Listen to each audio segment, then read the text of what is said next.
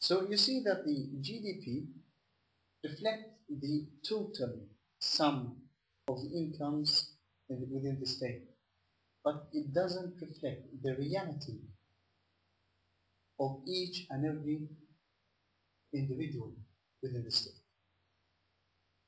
Whether Mr. John and Miss Anna really own or really earn $50,000 a year.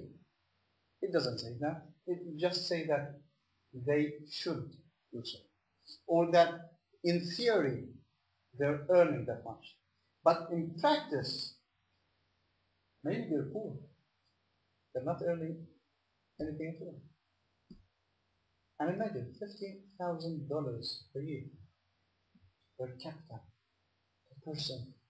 So if a man and a wife, so a man and his wife, they should earn, according to GDP, they should earn $100,000 a year. And you're talking about a very few percentage of the total sum of the inheritance of Sweden to earn that much. So the GDP doesn't reflect anything at all.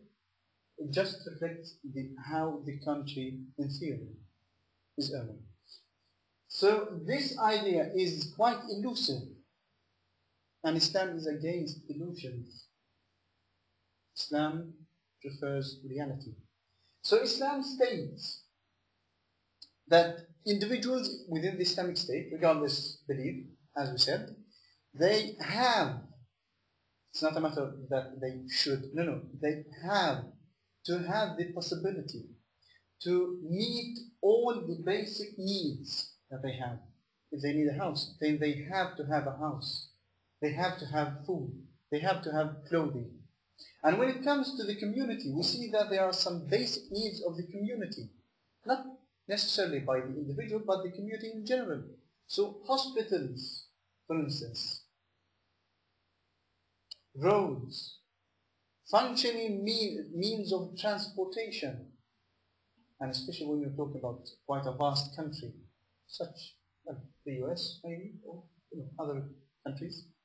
So the Islamic State has to provide what both individuals need in order to cover the basic needs of each and every individual, but also the basic needs of the community in general. And what we see in the, for instance, the capitalist economic system is that the individual, there is a very great focus on the individual. Freedom of speech for the individuals, freedom of belief for the individuals, freedom of personal freedom for individuals, and so on. Freedom of ownership for the individuals. But the problem is that though all this fuzz about the individuals, there is not a single guarantee within the capitalist economic system for the basic needs of the individuals. You see, the idea of the welfare and social justice, these are ideas incorporated from socialism and communism. If you go back to, you read Voltaire, Montesquieu, and those great philosophers and thinkers of the capitalist and democratic world, you see that they never mention such ideas. If you go back to the 19th century, to the first half of the 19th century, you don't find these words in not a single book, not a single magazine.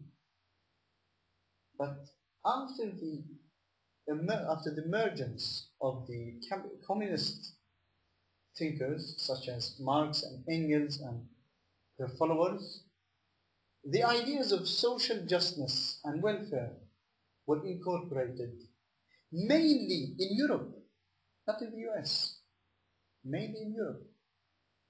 Why? Well, because of the geographic closeness. Europe was fearing that if we don't, give the people what it needs, a revolution might threaten us. because the Soviet Union was prepared to interfere, to back up any resistance movement within the capitalist world, or within the world in general. So the capitalism, it doesn't care about the individual when it comes to whether he or she is enjoying her life, his life, is having food on the table, if he or she is living in a house or in the street. But it's very keen of the individual when it comes to, the theoretical idea of freedom of ownership. What can I own if everything is already owned? Nothing. And this is the reality today. And inshallah we'll talk more about it after this break. We'll talk inshallah more about the distribution of wealth, how Islam looks upon this problem, and what solution Islam gives to this problem. Wa barakallah.